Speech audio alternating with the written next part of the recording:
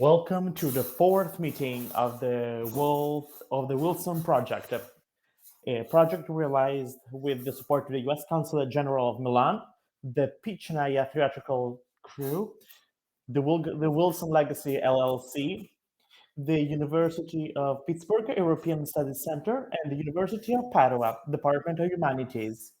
As you know, the Wilson Project wants to spread in Italy knowledge of who August Wilson was, who is believed to be the greatest Afro-descendant playwright of the 20th century, who is not really known in Italy. We want to pursue this objective via a series of activities to attract the Italian public to this author, to his plays, to his themes, to his projects, because many things covered in his plays are very actual, so that the message of August Wilson can influence also the future of Italy. So in this fourth meeting, we will consider the Italian and American perspectives with major focus on the Italian situation, focusing on Afro-descendants' voices from the cultural and artistic scene in Italy. We have great personalities here today. But first of all, I'd like to welcome back our moderator, Susanna O, a diaspora migration expert and specialized in communication that will moderate this meeting. So thank you, Susanna. I will now defer to you. Thank you, Gloria. I want to welcome our guests for today. Today, we will be talking about Afro-descendants' voices in the artistic and cultural contemporary scene. It is an honor for me to be the moderator for this event because I believe in the artistic power as a tool to develop, to grow, and to change. Today, I'm not alone on this panel. We have Ngofeen Mputubwele, Igiaba Scego, and Valentina Rapetti, with whom we will talk into detail these issues. The webinar will be recorded, so you will have access to it also at a later time. And there is also the possibility to hear English interventions in Italian. So without further ado, I will now introduce our first speaker for today, who was here also on the last meeting. These webinars have been really interesting because they always shared the perspectives of two countries, the US and Italy, and Ngofeen also shared really interesting insights. And he also lived in Europe and in Italy when we got to meet. So his perspective is so interesting. I will probably call you by first name. And Ngofeen is a journalist, a writer for The New Yorker. He studied at the University of Pittsburgh. He studied law and then international development.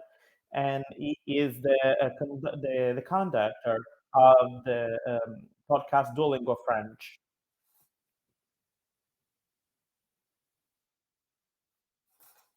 Can you see me?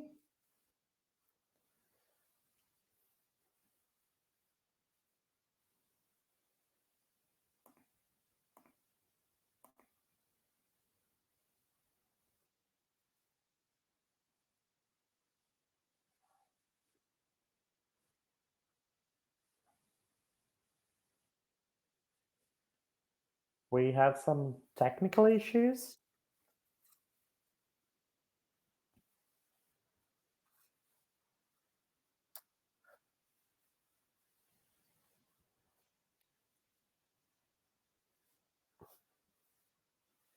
I know that this information were already known to those who followed us last time. Ngofeen also worked for the media company, aiming to let everybody know more about others, and he also makes podcasts. He also works in music, theology, and he is also very interested in the Black diaspora. So please feel free to intervene, and you have your time to intervene. Thank you, Susanna. In Brooklyn, and I hope that I can bring some sort of like perspective that I have on viewing Italian culture and the role of Black folks in Italian culture and art right now. So I'll just start with sort of how I came to this work. In college, I studied opera. And so part of studying opera is, you study the language, you study how to pronounce things, etc. And so I was following people, Italians, on YouTube, on Instagram, and at some point I realized I was only following white Italians. And so I was like, I remember having this realization. I don't think I've ever heard a Black person speaking Italian, like as a native speaker. Like, I don't think I've ever had that. So I specifically sort of went out of my way and was like, okay, I'm going to find Black Italians and start following them. YouTube, Instagram. And that sort of opened this whole portal into a world that I hadn't encountered, but also as an American whose parents are African immigrants, actually felt very familiar. So my parents are from the Democratic Republic of Congo. I was born in the United States. And because I was born here, I have American citizenship automatically. And that was one of the first things that I realized, there's a difference in that and how that then plays out into cultural life. But I did this piece for the New Yorker for our podcast that was about Black Italians, birthright citizenship, and the US. Sort of from a perspective of law and culture and music. And one of the things that I talk about in that piece, which hopefully we'll be able to link at some point, is that I think that I think about 3 different ways of belonging to a place. The first is that you physically are present there. So like you are there, you belong there. That's way one. Number 2 is that you are legally allowed to be there. So like you're given a legal status that says you belong to the place. And the third way I think about of belonging to a place is culturally, like you're part of the storytelling, of the fabric, of the sort of narrative of the country. And so as I've looked at Italy right now, basically the biggest analogy or comparison that's come to me is the Harlem Renaissance. It feels a lot like the Harlem Renaissance. Yeah. As an American watching Italy right now, it feels like I'm watching the Harlem Renaissance in process, but in Italy. So one of the ways that it's both because there's so much cultural production by Black Italians, whether it's like Netflix shows or web, like videos on YouTube or books, essay collections, etc.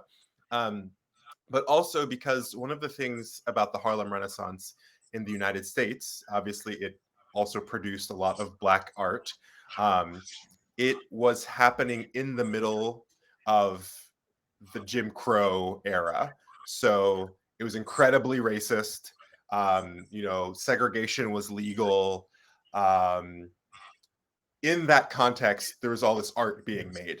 And so as an American watching Italy right now, I see a lot of parallels where you have all this art being made by Black Italians, but also a sense of one trying to fight for citizenship, birthright citizenship. Also just a sense of being treated like an outsider, and not just emotionally, but also in the ways that you're treated legally in various places, job opportunities. And I don't know, there's something about that that's very interesting to me. So it's actually quite exciting to watch the production of art by Black Italians, because a lot of it feels like something familiar, but it's also completely different because it's a different context. You know, in the US, Black folks have been here since, you know, the 1600s. And so the way that Black culture is integrated with American culture is very different than Black folks having been in Italy for less time, obviously, even though they were there in the past. Uh, Italy has a stronger sense of like, this is what Italian culture is, whereas America's sense of its culture is very flexible and porous. And so it just makes for a different sort of like embodiment of what Blackness looks like and the work that is made looks like. So yeah, that's just like a basic sense of my interest. I'm really excited to talk and answer questions about my perspective, but I think that I really have a thought that in 50 years we'll look back at this time in Italy and it'll be the like Milan Renaissance, or the you know, or the something, the Harlem Renaissance of Italy, because of the amount of art being made, and that migration is a basic fact of human life, and people aren't going anywhere. So like you have to like you have to decide what to do with the people that you consider other, who aren't really. So that's all for me. I don't know if Susanna, if you're still here. And if not, I suppose we can maybe pass it on to the next person. Igiaba or Valentina, does one of you want to go next? Ok, mi presento. I'm so excited to hear you, but I di essere qui in questo progetto, in questo webinar. This project, in this webinar, that should be the prelude to this theatrical project. I am an Italian and Somalian journal writer. There are awful names such as New Italians, but when you are some years old, you don't really feel new. But we are people who have a past, a background. I'd like to start off with a personal fact that happened like a month ago, because that really hit me, impacted me. I am one of the finalists for the Premio Strega, literally national prize. And when we got called on the stage, I was the only Black person in the room, not only among my colleagues, but in the whole room. And there were a lot of people, journalists, professionals, editors, politicians, because part of the municipality of Rome was there. And it was a really odd feeling. And so I wondered, why am I the only one, and why am I the first one? It was like really surreal to me, because I talk about literature, but this can be applied to other spheres like cinema and literatures, and literature written by Black Italians has started for long now. I think of one of the very first books, Nero di Puglia, dating back 1980s, and when Mr. Campobasso speaks as a black Italian, speaks about creating an identity and what being part of Italy that didn't see you meant. And from there, many authors existed. Sala Metnani. I think of a great book by Fernanda de Albuquerque, talking about how the first books written by Afro-Italians or Afro-descendants were, talking about her gender transition was, and as a migrant person was, as the Italian singer De André dedicated a song to Princesa Cristina Lifara, Esperanza Cusimana. So there are a lot of people writing today, but there I was alone, and that really struck me, because what our literary system is working and how it is difficult, it is still difficult right now to have your book published if you're Black. So these are questions that I really ask myself, because there is still a lot to do. And there is a parallelism in society, because as you may know, in Italy, we lack a law on citizenship. If you were born here, or if you grew up here, you have many red tape problems. And this can be perceived in all aspects. Also, in considering ourselves as foreign bodies, as people not really belonging to this nation. And that was the core of my literal investigation. If in the US, for example, the environment was coming from a tragic history of slavery, I recently have presented a Brazilian American philosopher talking about the Atlantic trap, the Atlantic route, and then segregation, and up to today, up to George Floyd's event and many other George Floyds that happened. In Italy, it is apparently different, because we have legal problems that date back really the beginning, from the colonial period, because most of the time Italy forgets to be a colonizing country, because Italy, for long, after the unification of Italy, wanted to create its whiteness, a whiteness that doesn't exist, because Italy is a mixed country, but whiteness wanted to be created.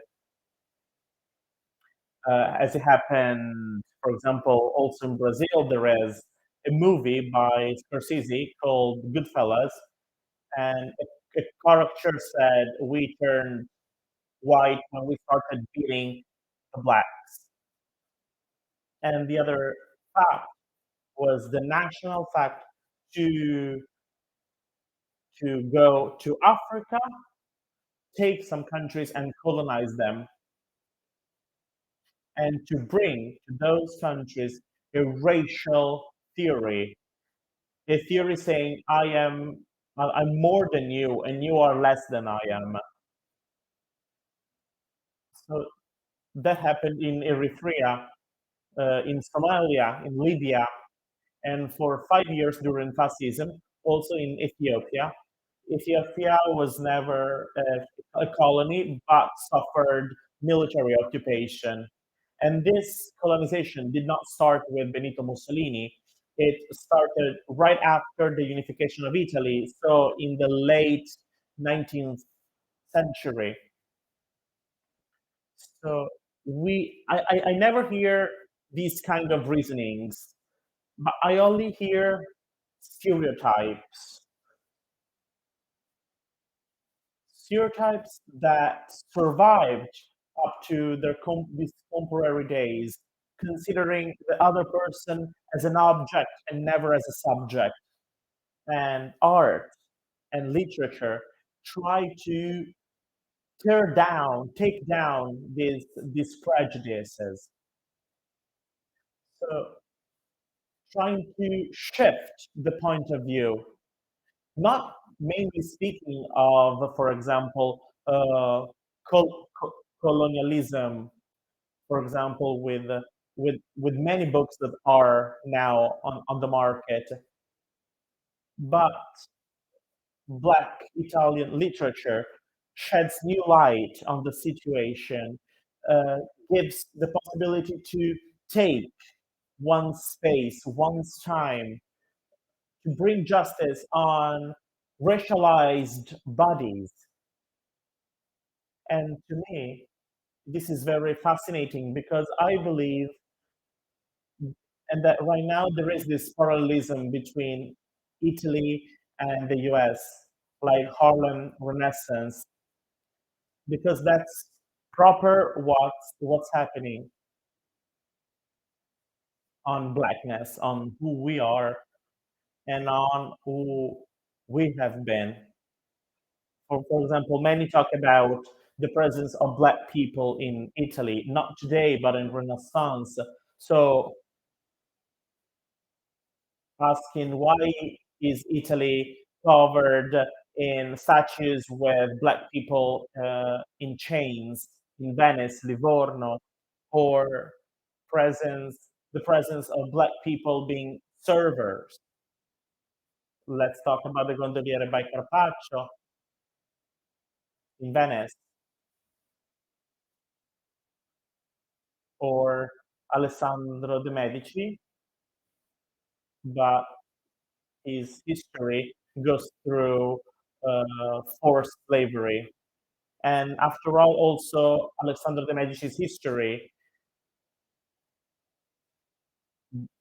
has the same end of George Floyd and many Black Italians that got killed. The first one in Aligaba in the first one was Aligaba in Rome at the beginning of the 20th century, or Abba in Milan. So Alessandro de' Medici, even though he reached the top positions in Florence of that time, it was the Duke of Florence,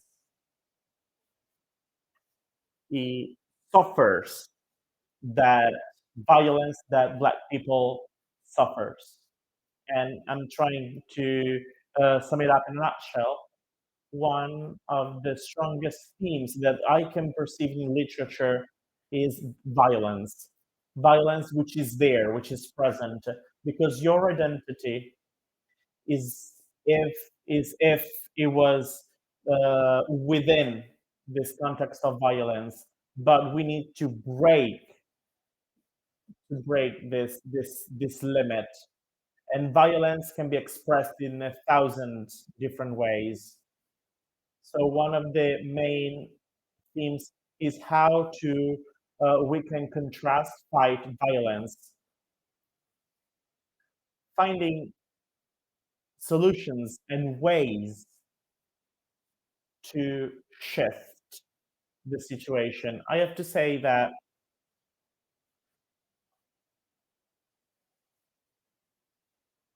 I want to thank you, Ngofeen, for your words on Harley Renaissance,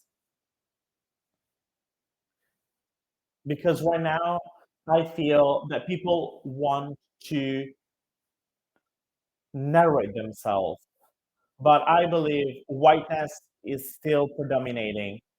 I speak for myself, so like publishing and editorials here who makes books, who publish books, and who sponsor books, everything is very whiteness dominated.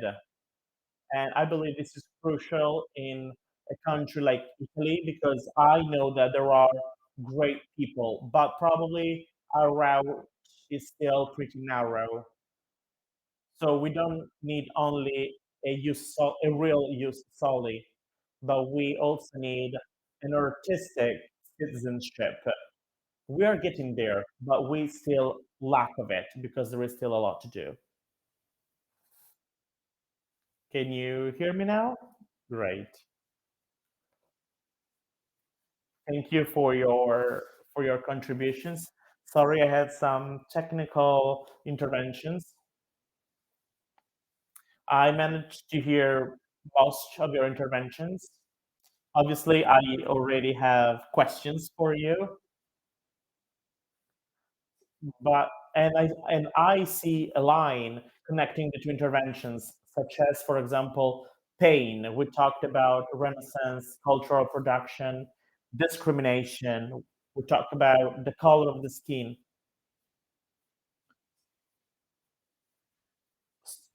And what can be done to take and conquer one's space.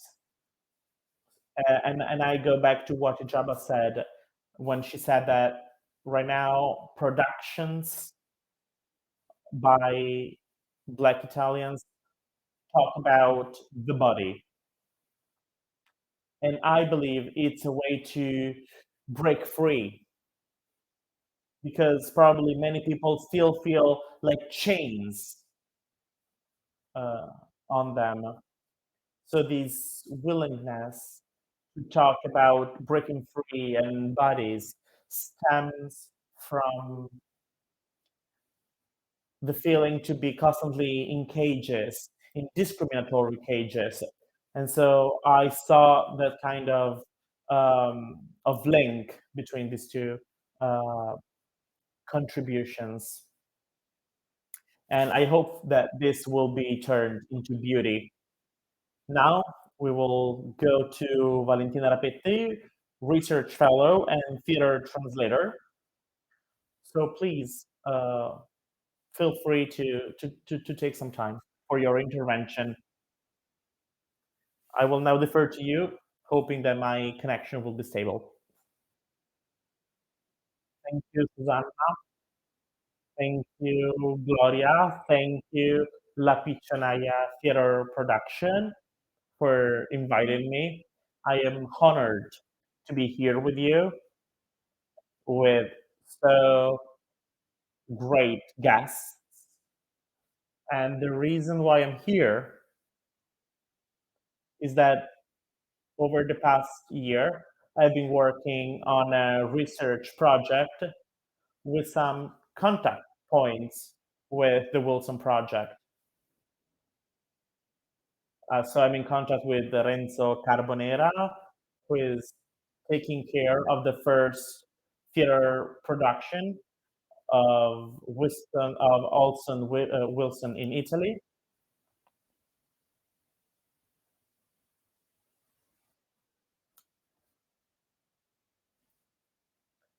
I knew already the project for different reasons. I also knew, for example, the actors like Alessandra Arcangeli. My research project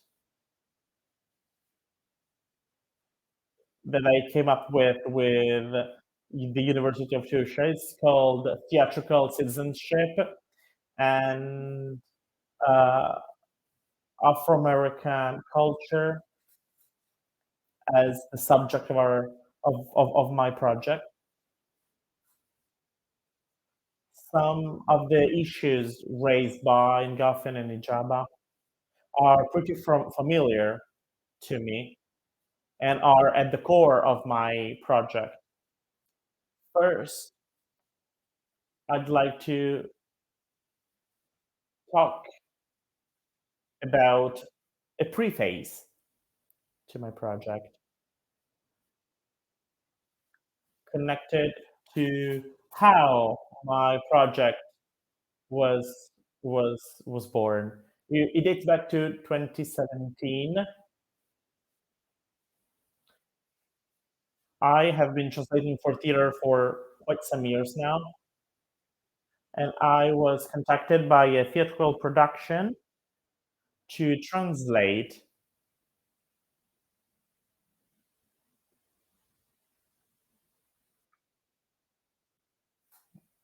It seems the connection was lost.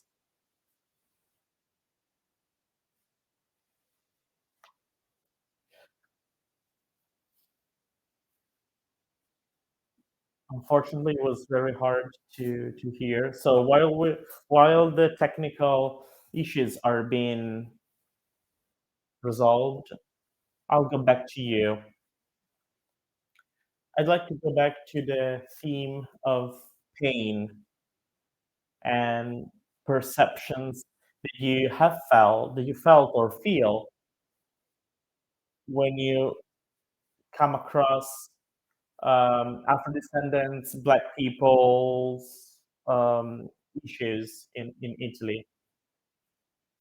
I love when Igiaba started off her intervention talking about the labels that we give to ourselves and we have been given also by others. So speaking about Renaissance, you said you hope that that in Italy we can see a blooming of Black made culture. So how do you think we can reach to this momentum?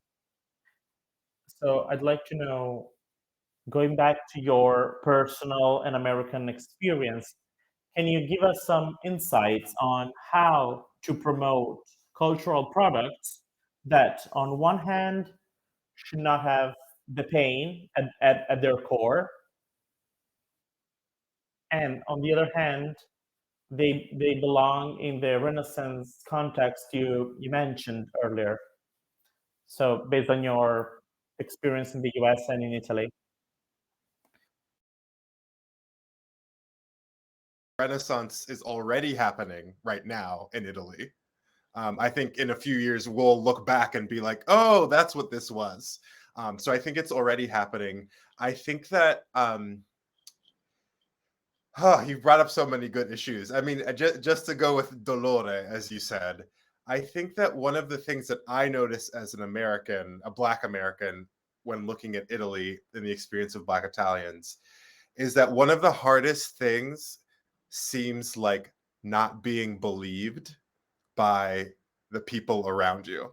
So my experience talking to Black Italians, and again, there's no right name yet, but I'm going to go with Black Italians because I'm speaking English. But is that Black Italians will be telling their white friends or coworkers or editors or whatever about this experience they're having of feeling discriminated, of feeling othered, put on the perimeter, like Igiaba said. And then the response is, oh no, that's not really happening. That's not happening. It's not that we're racist, it's that we're ignorant, or it's just we're not used to seeing Black people, and so people are looking at you weird. And in English we have this term now, gaslighting. But I think that one of the reasons that there's this feeling of dolore is that there's this, when you are experiencing something and then everyone around you is telling you it's not happening, it's not happening, it's not happening. I think that a lot of the Black Italian art that I've seen is trying to say, no, this is real. Listen to me, like shake people and be like, this is real. And I think that that's such a visceral experience. I shared this in the last panel, but I'm a Black American, but even as a Black American, when I get on public transit in Italy, a train especially, I can feel all the eyes on me because no one knows from the color of my skin that I'm American yet, right? So they just see like a tall Black person, and I can feel the way that it kind of like presses on you. And even, it's just I feel like that's the context. So to answer your question, Susanna, I think that one of the things that I think about a lot, again, I'm a foreigner, so I have an outside view, so I might be completely wrong. But one of the things I think about a lot is the gay rights movement, and also sort of the civil rights movement in the United States.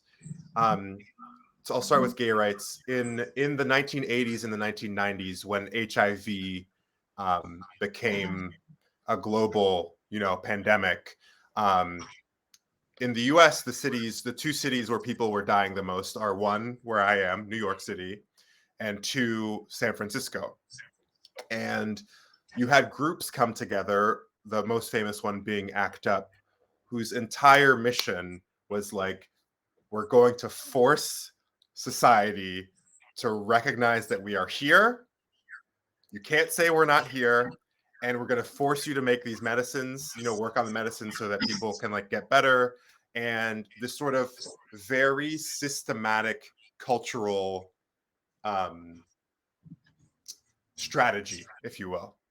And it was a mix of protests, so more political, if you will, protests, sit-ins and die-ins and things like that. But also you have photographers who were taking lots of pictures and just all this art making.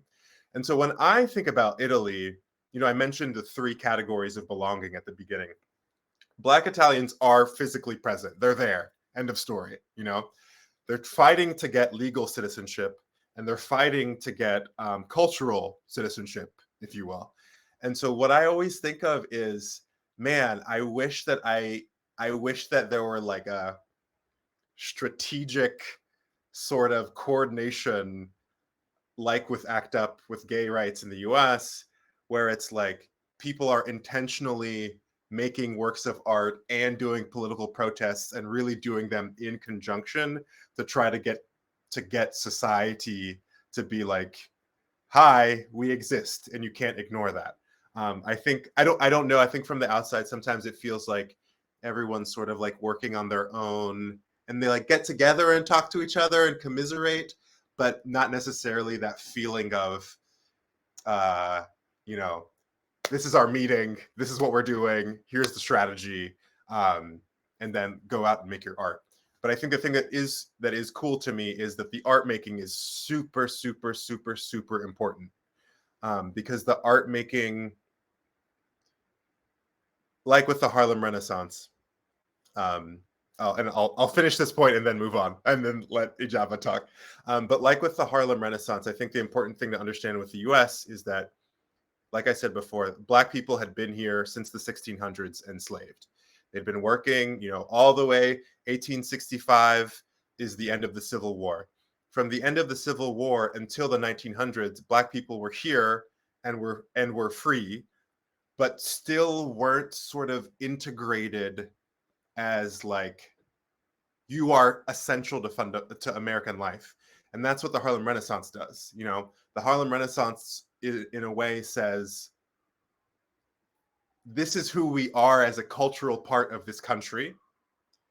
And within that time, you get this you get such explosion of cultural works that now they're inseparable from American identity, And so my sort of curiosity is to see if that sort of thing will happen in Italy. Obviously, it's a different history, but yeah, just it's the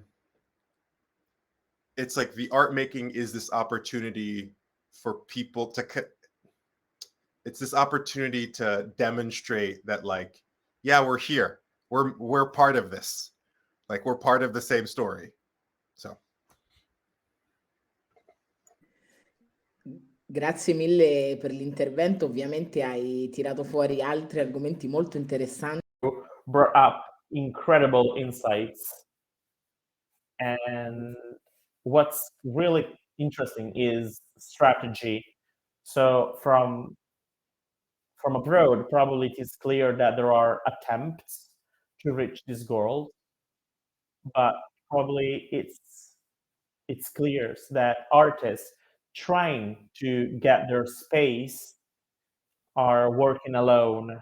And I liked the example you made, because probably together we can navigate some spaces. I will probably re-elaborate this question for Igiaba, but hoping that Valentina right now can finish her intervention. And now I will go back to the question session. I hear you properly, but I will try to. We only get to the your very introduction, so you can start back from there.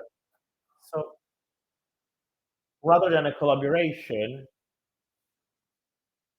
my project is a sort of affinity because there are many um, contact points between the Wilson project and my research project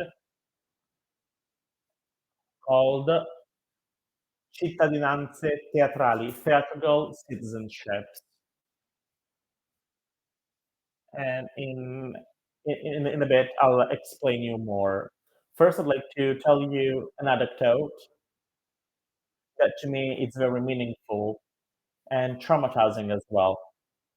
It was November 2017, and I was asked to translate the the text of Afro-American playwright. I accepted because I I interpreted that as an occasion to do in the theatrical world what Igiaba said for the editing and publishing world. So breaking some barriers in this field. The theatrical world is very much white dominated. So bringing text from Black people into this world,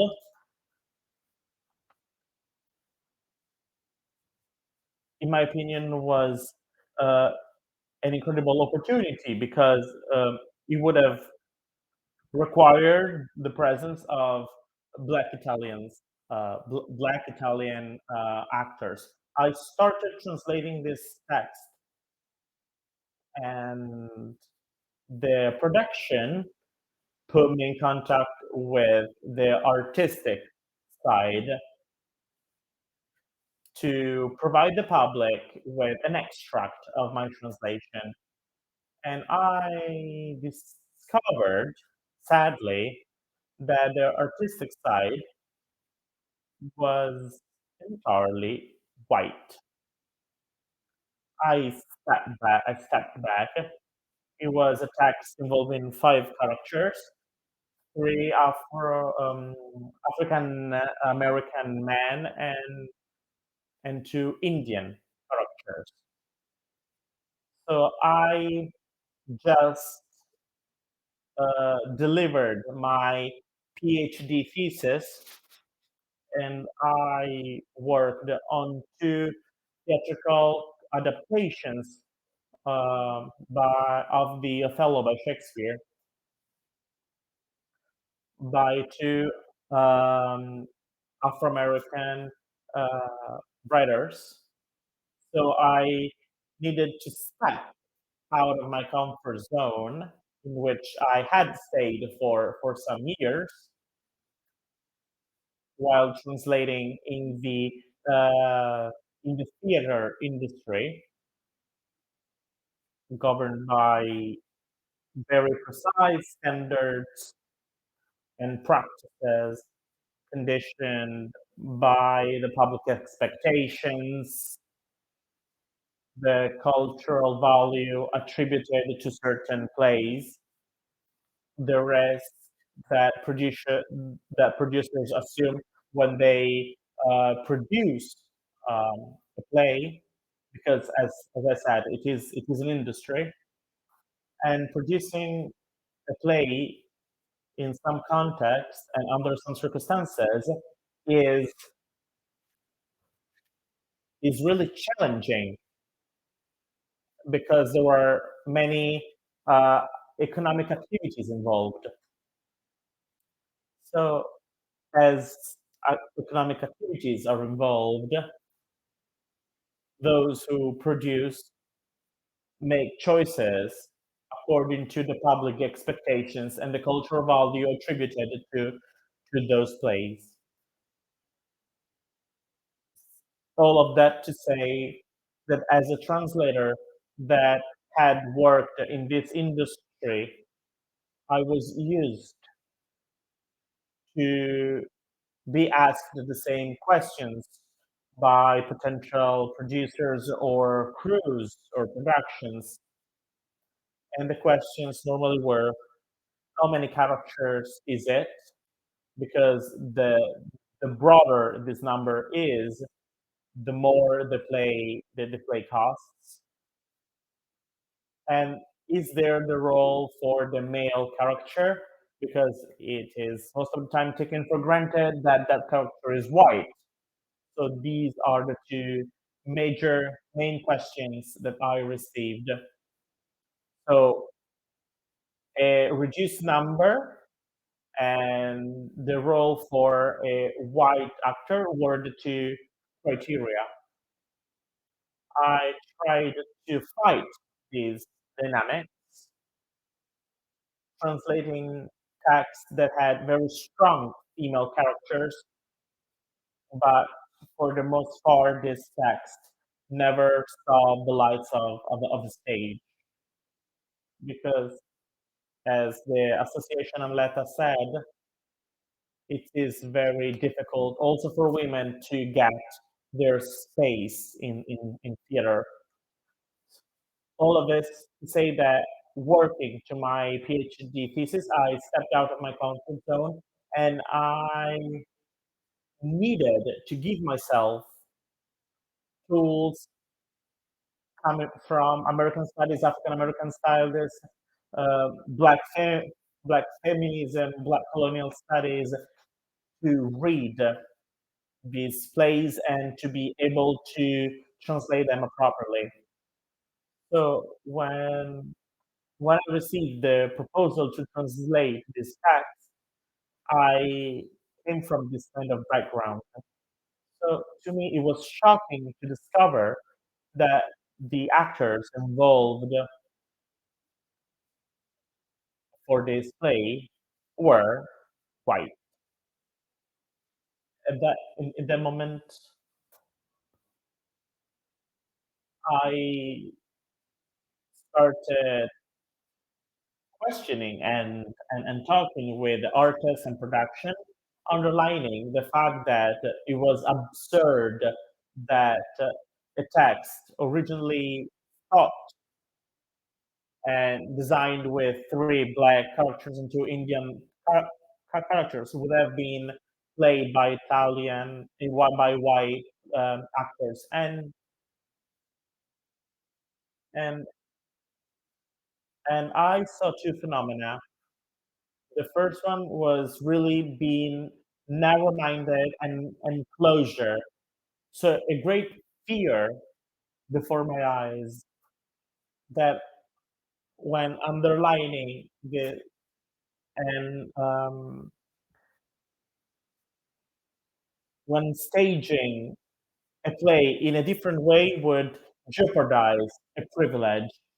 So I really sensed fear when I said, okay, but we could do this in this other way. The second thing is that I was told by the actors, well, conceptually, what you say is right, but there are not black actors in Italy.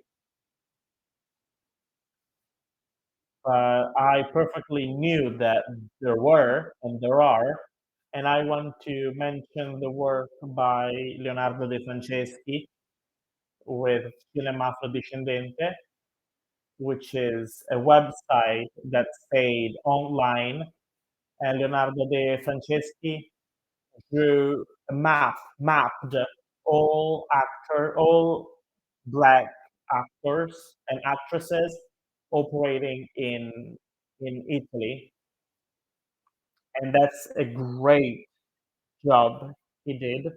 So I mentioned this website, saying that it was possible to gather information about Black actors and actresses, their professional profiles, and so on. But the resistance and closure I found before my eyes was total. There are other episodes connected to ane- this event, but I need to sum it up to say how this ended and how from there I had my idea for my project. My project wants to innovate, to be an innovation from the North American part, because that's the area I majored in. And through a research path and through translating theatrical text, I wanted to uh, analyze text to diverse to make broader the number of Black, for example, Italian actors, and to make the Italian public more aware of the situation. If it's true that on Italian stages we see exclusively white artists, it is also true that we can say that as well for the public, for the spectators. As a spectator myself, especially institutional institutional or national theaters, hardly ever there are non-white spectators in the public. So we should ask ourselves why that. As a mom of three, of 12 and 8 years, two are twins. In school the situation is completely different, and as a teacher as well, who worked for 4 years in Italian high schools, I perfectly know that our society is very different from the one that we see on stages and of that we see in the spectators. So I thought that through this project, it could be a good starting point to intervene on this phenomenon, starting with a base hypothesis, which is there is a relation between a link between the the failure to have a law on citizenship, and I go back to the anecdote. 2017 was a very important year, um, law-wise, because it was another attempt that failed to pass this law, because I'm pretty sure that everyone knows about what happened in 2017. So my hypothesis is that there is a link between the failure to pass a law on citizenship and the substantial absence of narratives, artists, and spectators, um, African descendant, in the artistic scene of Italy. Obviously, I needed to narrow down the focus of my research, so on four national theaters: the theater of Rome, Turin, Milan, and Genoa. But I'm also running a research on the institutional places of theatrical training, because we should not forget that actors, before stepping on the stage and before being professionals, they need to undergo training. And so to have access to a certain kind of productions, which are the ones that we see in national theaters, they have a training path in institutional training centers. And so the research I'm conducting involves also these places, especially the Scuola di Reato of Torino, Scuola di Teatro Luca Ronconi of Milan, Civico Scuola of Milan, and Scuola di Recitazione del Teatro Nazionale of Genoa. In these schools, centers, I'm gathering quantitative data of students and actors between 2012 2022 from African descent. The collection of this data is not really easy, as some schools have been very kind to me, and they provided me with the data I needed, 3 schools out of 5. But I am struggling in collecting data from two of the schools I've mentioned. If you want to, I can share for the first time ever the partial qualitative data that I have gathered. It's the first time ever because I'd like to share my data when they are as comprehensive as possible. Over the past 10 years, so between 2012 2022, the Accademia Nazionale Silvio D'Amico, Scuola del Teatro Stabile di Torino e Scuola di Teatro Luca Ronconi. I am putting the data from these 2 institutes together. 421 students completed their training, and out of this 421, only 10 are African descendants. It's 2.38%. And I believe that this data speaks for itself, on which we can make some reflections. Obviously, there are different routes to become an actor. Going through schools is not the only one. I know personally actors and actresses that had different backgrounds, but it's true that these schools are very much held very high as prestigious, and attending these schools allows to have a network of connections that would give access to opportunities, so they facilitate professional opportunities. And in this sense, I believe it is interesting to gather solid data. Parallelly, I'm also running a qualitative analysis to discover which experience by African descendant actors has been the best.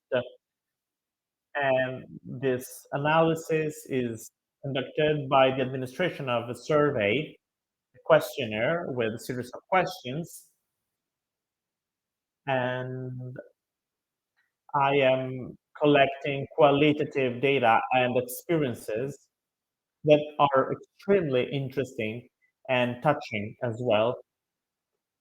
The most interesting thing that I have seen is that during their training, actors work with plays belonging to the European theatre and American productions, but not with the African Americans, the black productions. David Muppet are missing, for example. But so the young actors and actresses from anywhere in the world mainly or exclusively work with European and North American plays, starting from ancient Greeks, texts, Shakespeare's, and also plays closer in time. So they work on male authors,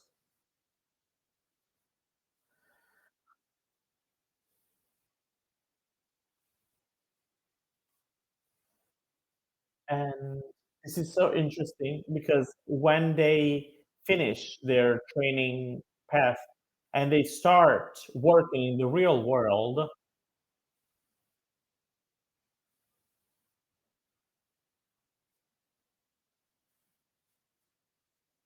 there is a stark difference between the experience they have in schools and the real life. We lost connection as well. I only had a very small question for her. Let's see if she can um, come back with us. So, without further ado, I go back to Igiaba. I have a couple of insights for you, and then Ngofeen had brought up another one. So, a key point, I believe, is a shift in narration, in narrative.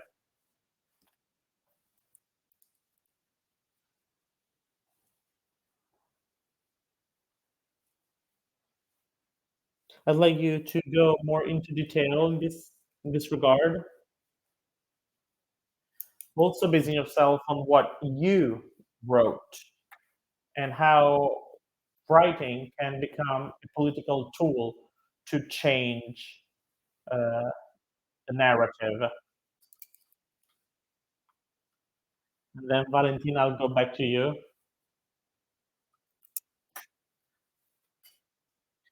The other question I'd like you to go into detail of is Afro-descendant cultural and artistic productions that Ngofeen talked about. So this lack of strategy, because we said that there are cultural productions. What's missing? That, for example, the publishing industry is exclusively, mainly white dominated, and that is a problem because the value of non-white production is not acknowledged. So writing as a political tool for change of society, from basing yourself on your work, and if you can tell us if you see elements to create a strategy culturally in Italy to navigate some spaces, for example, publishing or physical spaces that can become also artistic public spaces where non-white people can enter.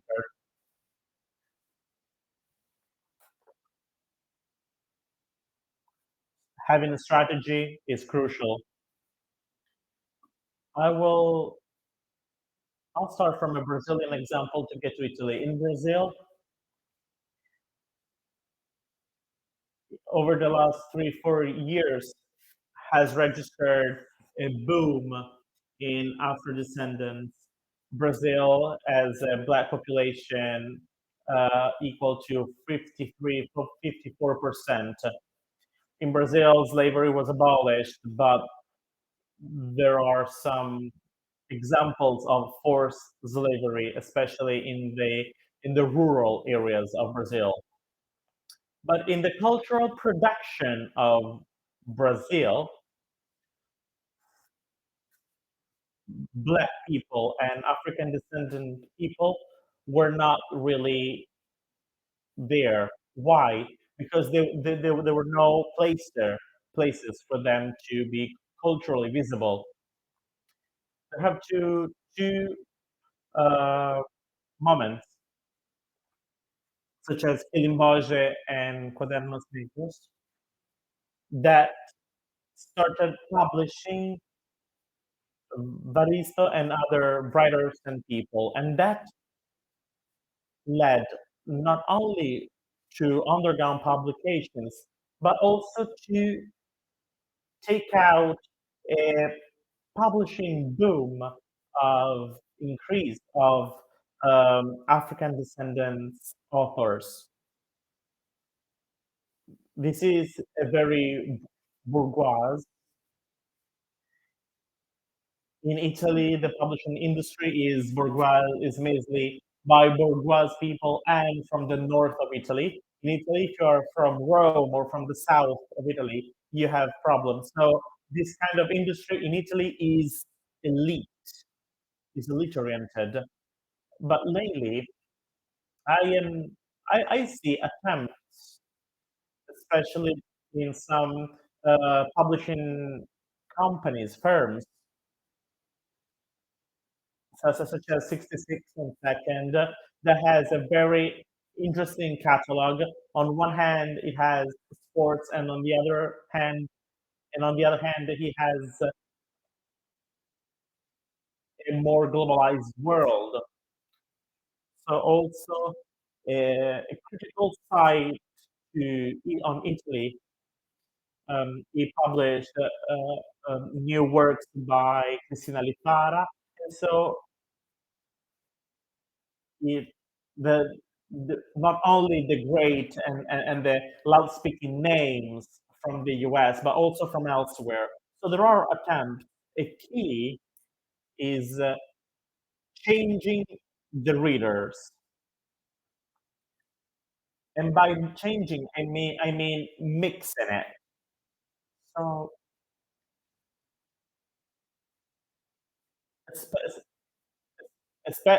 and especially we have to say that readers are mainly women, normally aged between 35, 65 years of age, coming from middle to high income families. So that's the profile of readers in Italy. But we still need all the rest.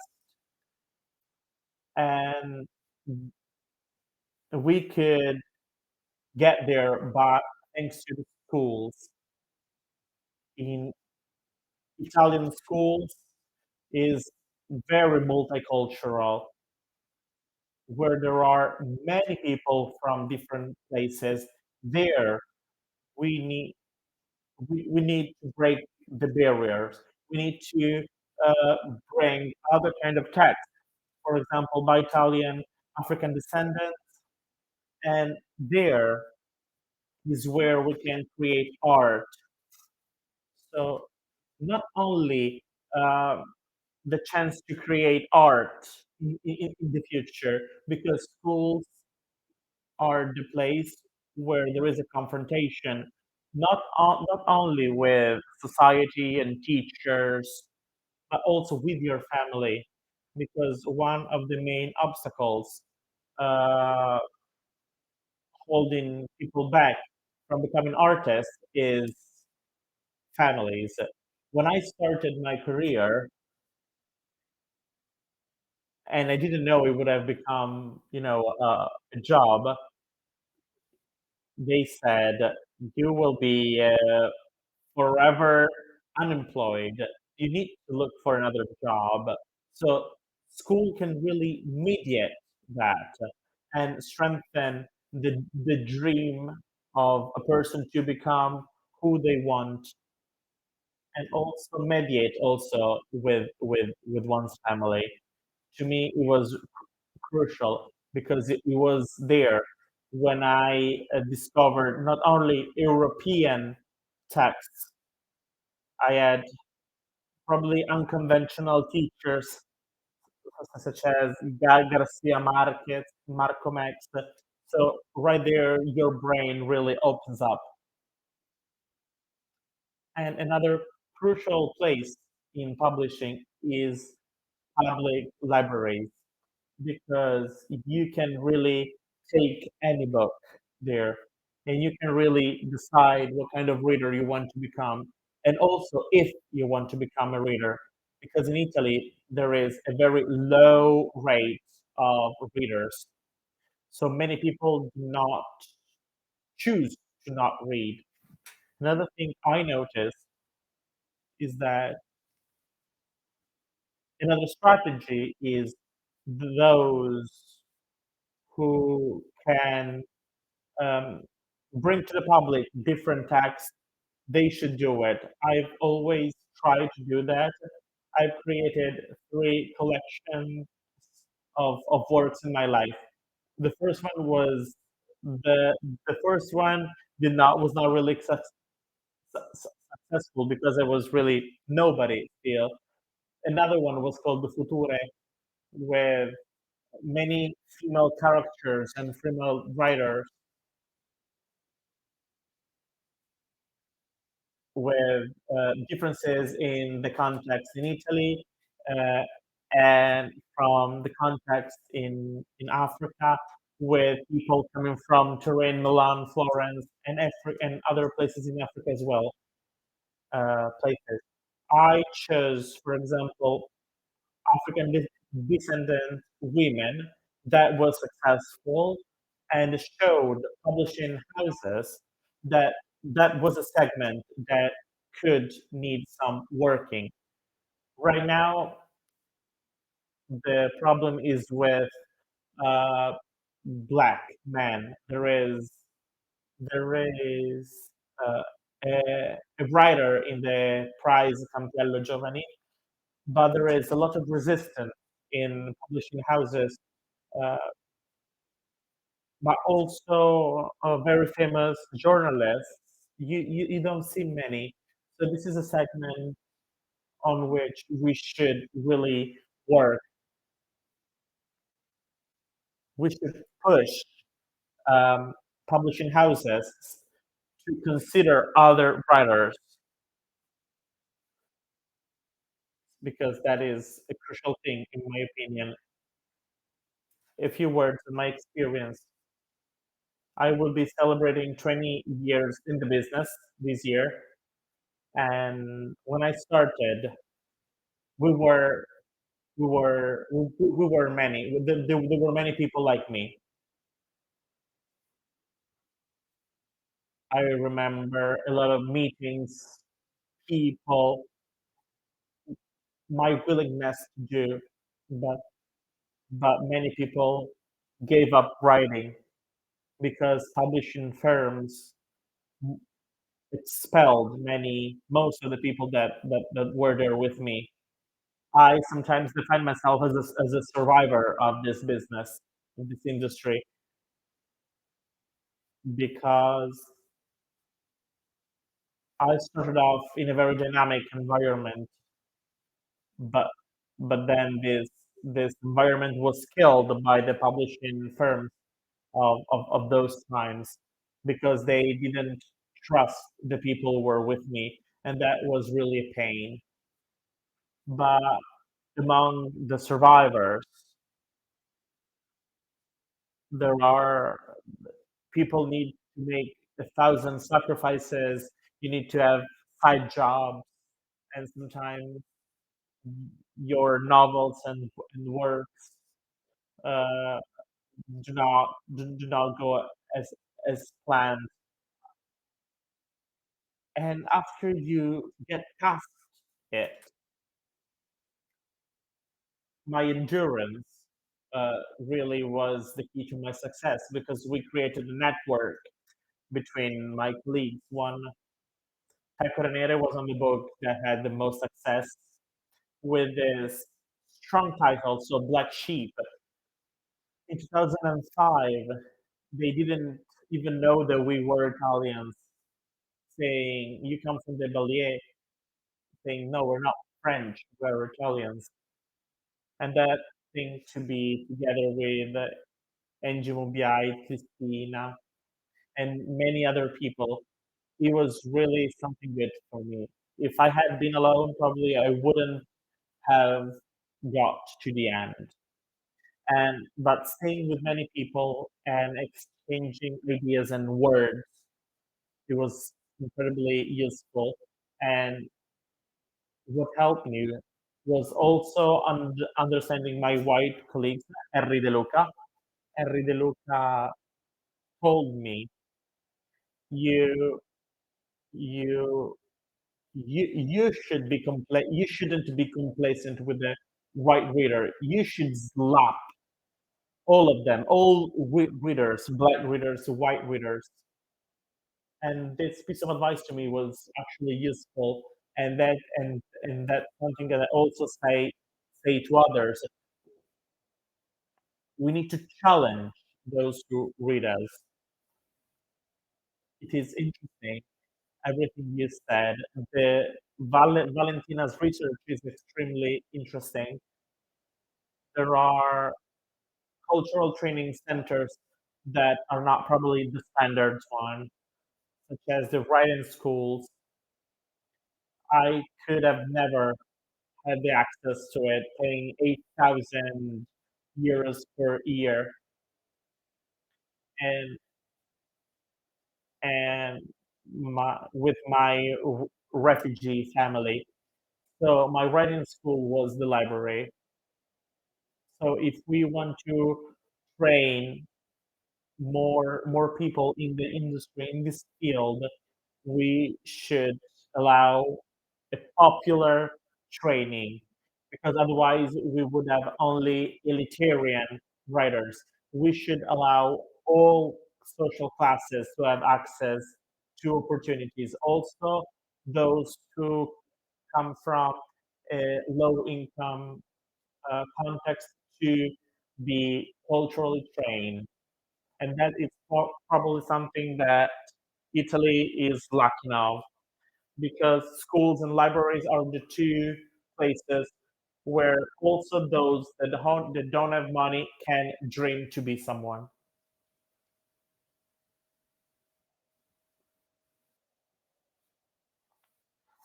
Thank you for your words. That And thank you for your contribution to today's meeting. We are about to finish this meeting.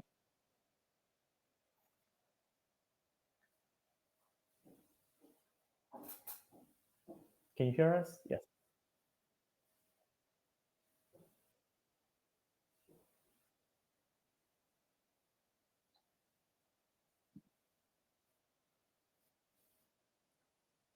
Okay, so I have a question for you.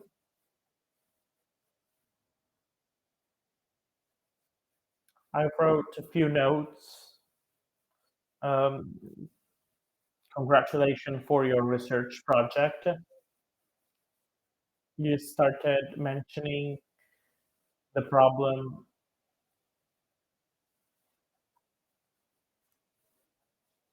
shifting, tilting their privilege to have to give access to more people in the theater industry. And I believe that this goes along well with your job as a translator. Also, because you can use what you translate as a sort of political tool. And everything you said made me think that is theatrical productions and use the excuse of not knowing um, black artists to blackwash the industries. This is very frightening to me because it's something that we can see cross sectors. So putting one's privilege above others, that it is justified, tried to be justified with the thing with excuse of, somebody doesn't know any black actors, and on the other side, with this excuse that black artists are not really known, it opens the road to racist practices as the blackface. A week ago, more or less, a theatrical company wrote to us, reached out to us and said they needed and they wanted to stage a play, and they wanted to use blackface. So this person reached out to us, was terrified, wanted us to provide some Italian resources, defining why the use of blackface is wrong.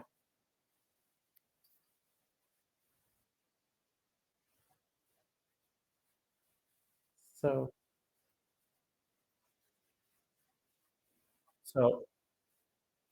do you also registered in your research, for example, the use of blackface? And so do you have any political gestures? Because when you were talking, it seemed to me that you were using your translations also as a political tool. Sì, sì. My project is Afro-American drama as form of art, of activism as agent for social change. Because if we only consider a small amount of text, a small number of text available, for example, if we deliver, for example, Jitney by August Wilson to the Italian public, we give everyone the possibility to also get to know this text, these ideas, but also we give the possibility for Black actors to be contacted and to given a job uh, to play this play. Without it, it would be very, very difficult or impossible. Otherwise, it would be the colorblind casting.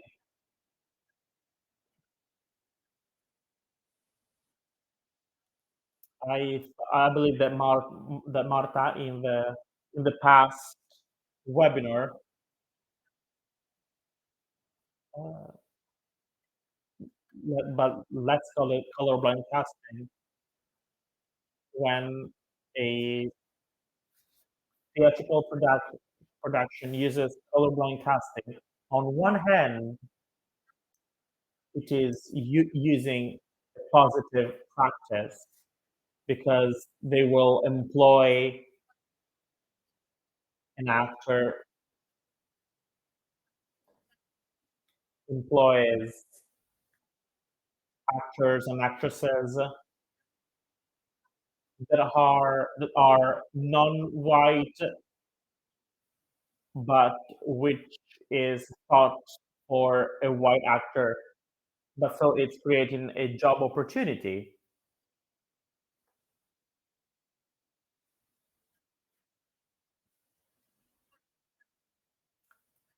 There are some technical problems.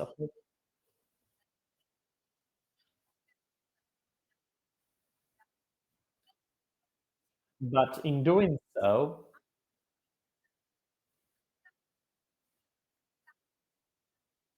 we need to shift the Eurocentric standard.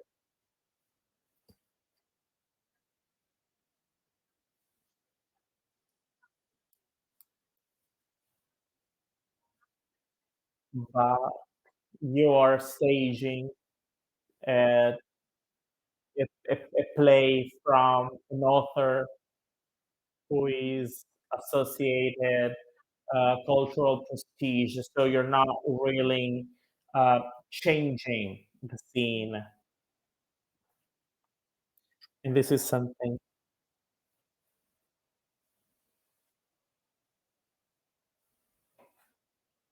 I confirm. Yes,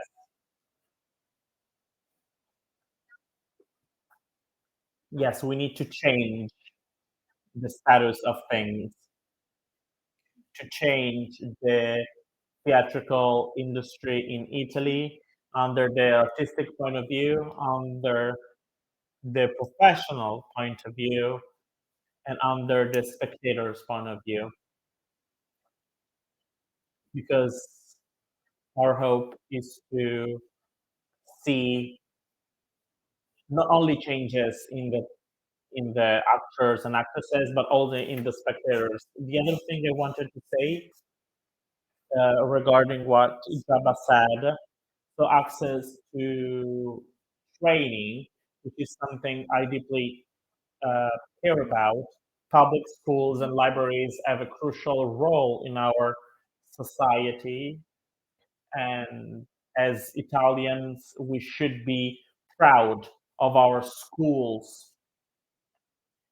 The schools I've mentioned are public schools.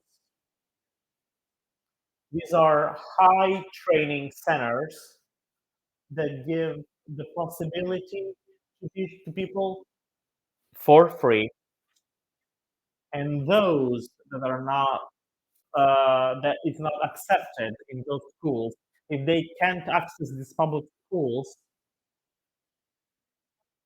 the alternative is private schools that are not really affordable for everyone. So,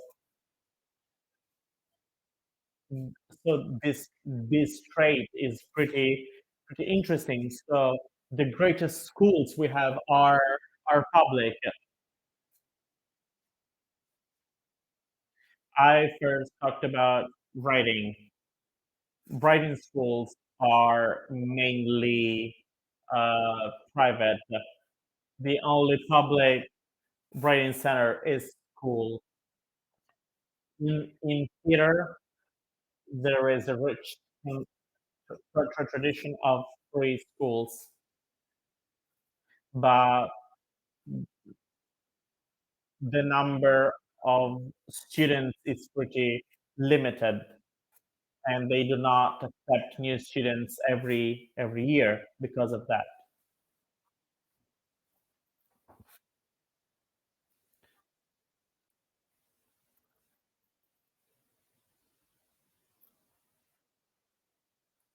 Thank you for your message. I want to thank you for sharing sharing food for thought, and for involving so many spheres in industry, university, culture, theater, and for letting us get to know the cultural scene under a Black perspective, but also with an American perspective. So I thank you all, and I wish you all fruitful proceedings. Thank you for your contribution. I will now defer to Gloria for closing this event. Thank you. Thank you, Susanna. Thank you from my heart. Thank you, Ngofeen, Igiaba, Valentina. I'm so sorry that this is the final webinar. and it has been a success, and I hope it will be useful for many people. About it, these webinars have been recorded, and they will be accessible on the YouTube channel of the Piccionaia.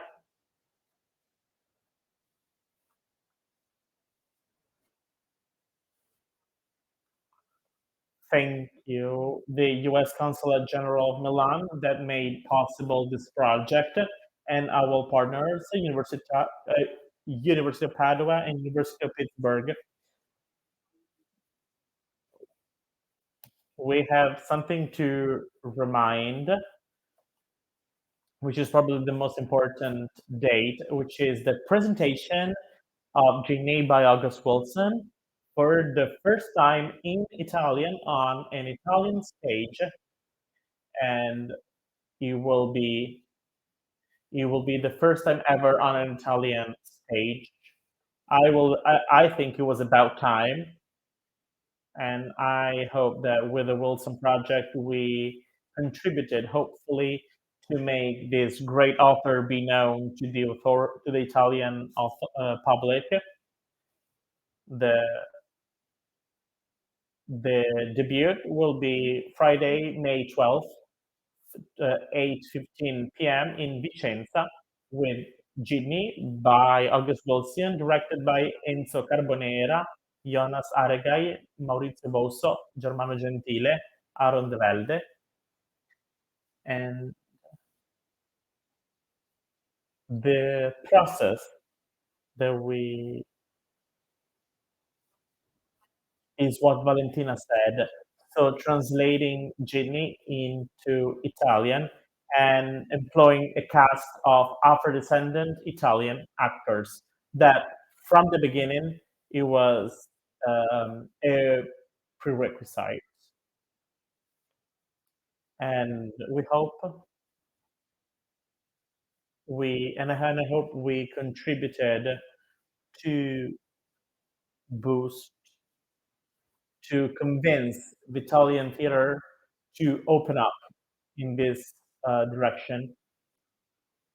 In Vicenza, the very first debut will be held on May 12th, with other dates until fall. So to have more information about it, visit our website, www.piccionaia.org, our social media. So please come to Vicenza on May 12th. Thank you, and have a nice night.